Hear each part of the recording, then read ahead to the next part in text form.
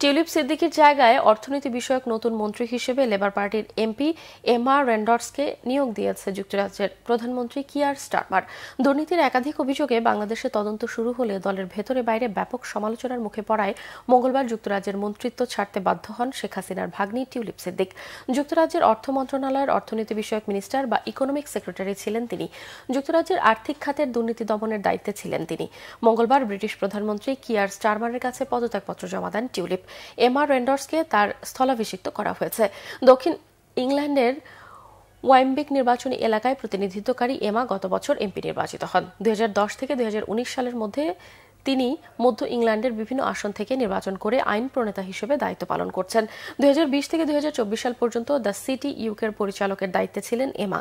14 বছর বিরোধী দলে থাকা লেবার পার্টি গত বছরের নির্বাচনে আবারও সরকার গঠন করে।